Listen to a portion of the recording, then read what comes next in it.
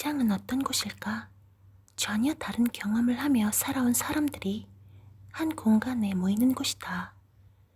관계 및 업무 활동을 통해 개인과 사회를 적절히 존중해야 하는 곳이기도 하다. 이처럼 직장은 서로의 이해관계와 존중이 중요하다.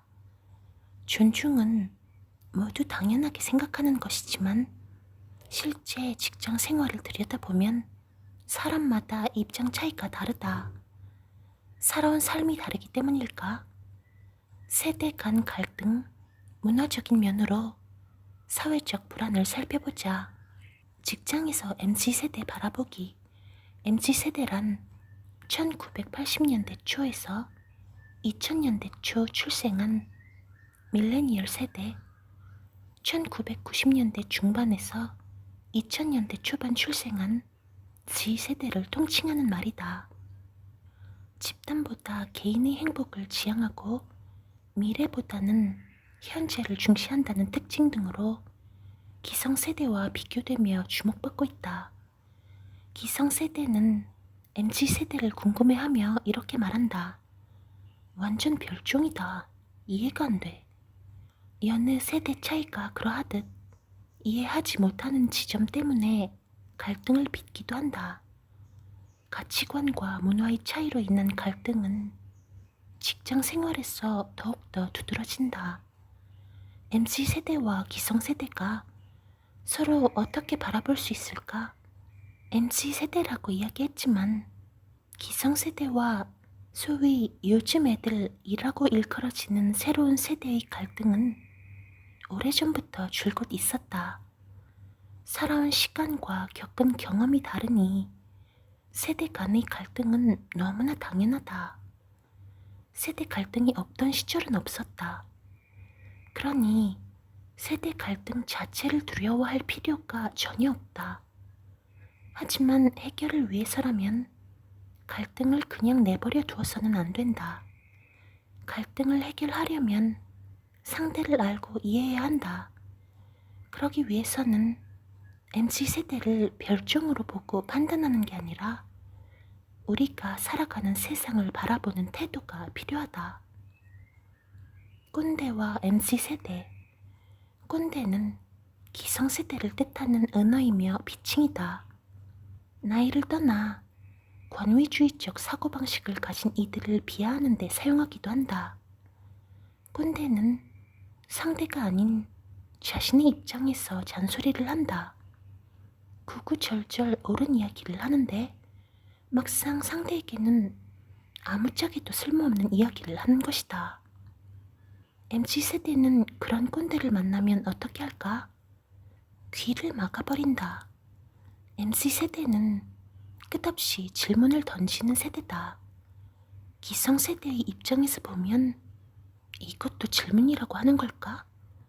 싶을 정도로 당연한 질문을 말이다. 예를 들어 회사에서 열심히 일해야 해 라는 말에 이렇게 반응한다. 왜 열심히 해야 하는데요? 기성세대가 당연하게 생각하고 여기는 것에 대해 MZ세대는 왜? 라는 질문을 쏟아낸다. 회식이니까 오세요. 어른을 공경해야지. 부모에게 효도해야 한다. 이런 말에 왜요? 를 붙이는 것이다. 기성세대라면 황당하기 이를 데 없으며 예의마저 없어 보이기도 할 것이다. 너무나 당연한 기성세대가 의심하지 않았던 일에 대해 질문을 던지기 때문이다. 그렇다면 MZ세대는 정말 별종인가? 이상한 애들인가? MZ세대는 이상하고 황당한 세대가 아니다. 위와 같은 왜? 라는 질문에 윗세대, 기성세대가 합리적으로 설명해 준다고 하자. MZ세대는 그 설명과 대답을 수용하는 능력을 갖추고 있다. 하지만 끝없이 생겨나는 의문과 질문에 합리적인 답을 듣지 못했을 것이다. 예를 들어 이런 식이다. 왜 회사에서 열심히 일해야 하는데요? 열심히 일해야지. 여기서 문제가 발생한다. 기성세대는 당연하게 받아들이고 해왔던 일에 대해 합리적으로 설명할 능력이 없다. 대화에는 이해가 필요하다. 아, 저 사람, 저 세대, 저 아이들 입장에서는 이렇게 생각하고 느끼고 행동할 수 있겠구나. 와 같이 말이다. 상대의 생각을 듣고 이해하고 조정할 수 있다면 MZ세대는 놀랍게도 기성세대의 생각과 말을 이해하고 따라올 수 있는 세대라는 것을 알아야 한다. 소통의 출발은 여기서 가능해질 것이다. 사회적 불안과 개인으로서의 불안, 기성세대와 MZ세대의 갈등 외에도 인간관계, 직장에서의 문제는 대부분 바꾸기 힘들다. 사회적인 불안은 여기에 있다. 불안한 환경이면 불안하지 않은 환경을 만들면 된다. 말을 하는 것처럼 손쉽게 세상을 바꾸고 환경을 바꿀 수 있다면 좋겠지만 사실상 이는 어려운 일이다. 우리의 능력 밖에 있으며 시간이 오래 걸릴 때도 있기 때문이다. 우리는 세상을 바꾸기 위해 이미 노력을 많이 해왔다. 하지만 노력은 천천히 반영되며 오랜 시간이 필요하다. 그렇다면 개인으로서 직장, 인간관계 등 사회적 불안을 어떻게 마주해야 할까? 문제를 수용하기 전에 내가 바뀌면 세상이 바뀐다는 사실을 믿어야 한다. 50대 환자 한 명은 우울증과 불안증도 겪고 있었다. 남편 때문에 괴로워하며 남편을 원수처럼 여겼다. 잠을 충분히 자지 못하고 불안하고 우울해하기도 했다. 3개월쯤 뒤 다시 병원을 찾은 환자는 표정이 환해졌다. 이혼한 것일까? 남편이 세상에서 사라진 걸까? 아니다. 환자는 이렇게 말했다. 기분이 달라졌어요. 제가 막 힘들고 지쳐있을 땐 모든 게 짜증이었는데 제 기분이 좋아지니까 괜찮게 보이더라고요. 변하지 않은 상황에서 환자의 생각과 기분이 달라진 건 왜일까? 우리가 환경을 바꾸고 세상을 바꾸려는 노력도 물론 중요하다. 하지만 그보다 쉬운 것은 나 자신을 바꾸는 것이다. 어떻게 보면 만사는 본인에게 달려있다. 같은 문제라도 나 자신이 불안할 때는 그 문제가 심각하게 여겨지며 짜증도 많이 난다. 하지만 마음이 편안할 때는 대수롭지 않게 여기고 넘어가기도 한다.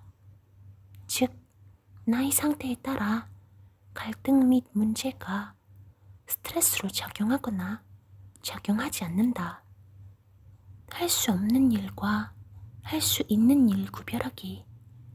결혼 만족도 주사를 해보면 웃기는 일이 벌어진다. 결혼 당시에는 만족도가 굉장히 높게 나타난다. 하지만 점점 끝없이 추락하는 과정이 이어진다. 재미있는 점은 50대 중반쯤 되면 놀랍게도 다시 만족도가 올라간다는 것이다. 왜일까? 서로에 대해 혹은 결혼으로 인한 만족도를 포기했다는 뜻이다. 여기서 포기란 부정적인 의미만을 말하지 않는다. 부부로서 살다가 50대 중반이 되면 상대를 바꾸기 위해 노력과 시간을 어지간히 들인 이유일 것이다. 내가 온 힘을 쓴다면 상대가 변할까? 그렇지 않다. 하지만 저 인간은 변하지 않는구나. 원래 저렇게 생겨먹었구나. 생각할 수 있다. 포기함으로써 마음이 편해지는 것이다. 여기에서 포기는 수용을 말한다. 내가 어찌할 수 없던 부분에 소모했던 에너지를 스스로 돌리게 되면 훨씬 편안한 마음을 가질 수 있다. 나 자신에게 중심을 두는 사람은 상대를 더 따뜻하게 대할 수 있고 그에 따라 당연히 만족도가 올라간다. 이러한 불안 수용 과정은 가정에만 적용되는 것이 아니다. 어느 날 40대 중반의 직장인이 찾아왔다. 직장에서 자신을 괴롭히는 이른바 진상 때문에 괴로움을 겪고 있었다. 직장인은 스트레스에 시달려 체중이 4kg 정도 빠졌다고 하며 눈물을 보였다. 회사에 다니지 못하겠다고 했다. 그렇게 힘들면 그만둘 생각을 해야 하지 않은가 물었을 때 나를 찾아온 이유가 드러났다. 직장인은 아무리 힘들어도 자신의 직장을 벗어날 수 없었다. 내년에 아이가 초등학교에 들어가요. 그리고 지금 나가면 새로 갈 직장도 없어요. 아침에는 다니자고 결심하고 저녁에는 도저히 못 다니겠다는 마음이 들면 끝없이 불안하고 스트레스 받는 게 당연하다. 하지만 다니느냐 마느냐를 선택해야 다음 대책을 세울 수 있다. 너무 괴롭지만 도저히 개인적인 상황으로 인해 직장을 나올 수 없다면 포기해야 한다. 불안과 스트레스에 질질 끌려다니면서 포기하라는 뜻이 아니다. 위와 마찬가지로 여기서 포기는 능동적으로 그 상황을 수용함을 뜻한다.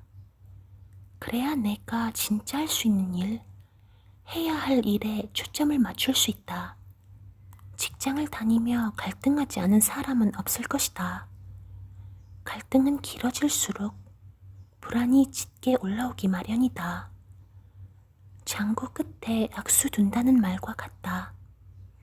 계속 생각만 하게 되면 시야가 좁아지게 되고 엉뚱한 결론으로 도달하게 된다. 불안증 환자에게 자신이 불안을 느끼는 지점에서 조금 멀리 떨어져서 보라고 말한다. 그래야 큰 그림을 그릴 수 있기 때문이다.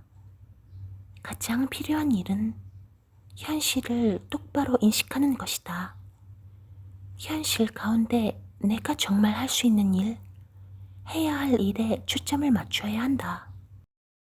충고의 기술, 회의하는 것을 좋아하시나요? 회의를 하느라 하루가 다 가버린 경험이 있으신가요? 회의가 잘 마무리되면 좋겠지만 모든 회의에서 좋은 결론이 도출되지는 않습니다. 특히나 오너 팀장을 맡으니까 말이 많다면 더욱 그렇습니다. 종종 환자분들에게 끔찍한 회의는 무엇인가 질문을 했더니 원래 목적을 떠나 업무에 대한 충고로 이어지는 회의라는 공통된 의견을 들을 수 있었습니다. 무엇을, 누구를 위한 회의인지 모르겠고 시간이 아까우며 감정만 상한다는 것입니다. 꼭 업무 회의뿐만이 아니라 친구들과의 회의, 가족 회의에서도 비슷한 일이 일어납니다. 한 환자분의 가족 회의에서도 아버지는 자녀와 대화하고 보드게임도 하면서 친구처럼 지내는 게 목적이었습니다. 처음에는 간식을 먹으며 여행 계획도 세웠지만 어느 시점부터 가족 회의는 아버지의 잔소리, 충고로 점철되었다고 합니다. 결국 자녀는 감정이 상했고 가족 회의 시간은 슬그머니 사라졌습니다. 위 이야기에 나오는 아버지는 자녀와 친구가 되고 싶어 했으나 실패했습니다.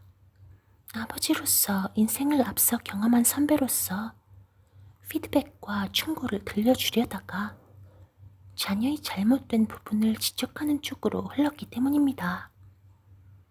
무엇이 회의를 지치고 피곤한 쪽으로 이끄는 것일까요?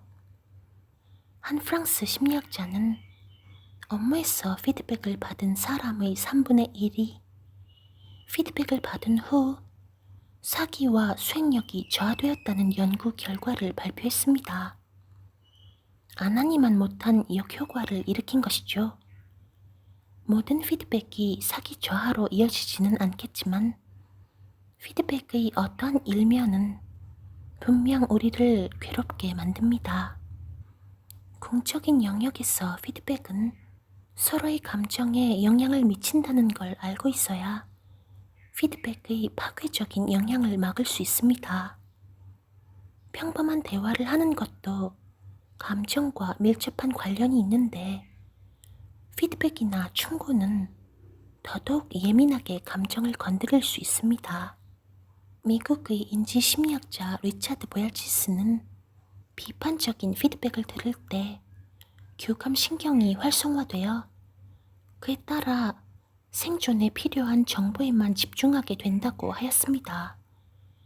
긴급 상황에서 빠른 방어 행동 또는 문제 해결 반응을 보이기 위한 투쟁 도피 반응이 일어나기 때문입니다. 즉, 비판적인 피드백을 위협으로 받아들이고 다른 인지, 정서, 지각의 신경 회로를 차단하는 것입니다. 반대로 동기부여를 일으키는 피드백을 받을 때는 부교감 신경계가 활성화되어 새로운 뉴런이 성장합니다. 피드백과 충고에도 기술이 필요합니다. 잘못된 수행에 초점을 맞추는 게 아니라 앞으로 어떻게 바꿔나갈 수 있는지에 초점을 맞출 때 변화가 일어납니다. 피드백과 충고를 통해 긍정적, 발전적인 효과를 가져오기 위해서는 어떻게 해야 할까요? 호주 센트럴 퀸즐랜드 대학 연구팀의 조사에 의하면 피드백은 내용, 과정, 사람, 기대치 이 네 가지 영역에서 문제가 발생할 수 있다고 보았습니다. 그중 가장 중요한 점은 기대치였습니다. 바라는 결과가 무엇인지, 피드백을 통해 얻고 싶은 게 무엇인지 사전에 서로 충분히 공유되어야 합니다. 상하 관계에서는 서로의 기대치가 다를 수밖에 없습니다. 이때는 책임을 함께 지는 공동체를 강조하는 것이 도움이 됩니다. 이때도 강압적인 분위기가 아니라 안정된 분위기 속에서 합의가 이루어져야 합니다. 우리가 흔히 받는 업무 평가를 예로 들어봅시다. 업무 평가는 보통 아쉽거나 잘 해내지 못한 지점을 지적하는 것부터 시작합니다. 부족한 부분을 채워서 발전하기를 바라는 마음에서 말하는 것이겠지만 효과는 없습니다. 못한 점을 콕 찍어서 지적하는 것으로는 상대의 감정을 손상시킬 뿐 업무 효율이 향상되지 않습니다. 그렇다면 기대치를 중심으로 피드백을 주면 어떨까요? 바라는 바를 명확히 말하고 한계가 있다면 상대의 강점을 살려 목표를 이룰 수 있도록 방안을 제안하는 것입니다. A는 업무 계획은 잘 세우지만 팀과 협업하는 일에서는 자기 주장을 하다가 문제를 일으키는 경우가 많습니다. 그래서 동료 평가에서는 낮은 점수를 받곤 합니다. 이때 상사는 보통 이렇게 말합니다.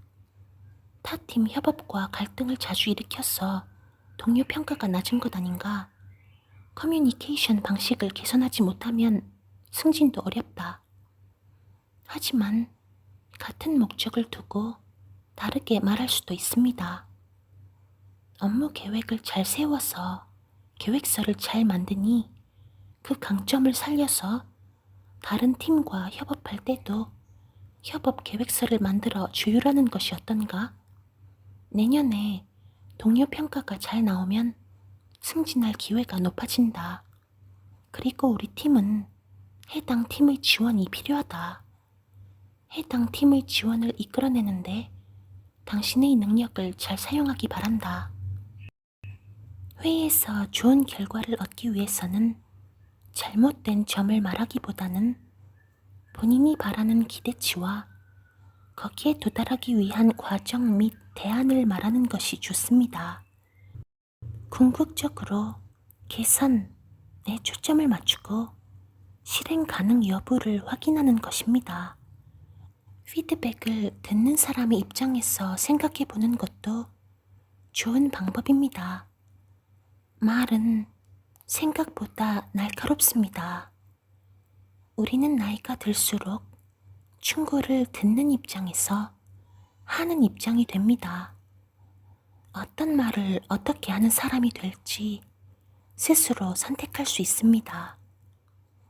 피드백과 충고의 기술이란 상대를 고려하는 존중의 영역입니다.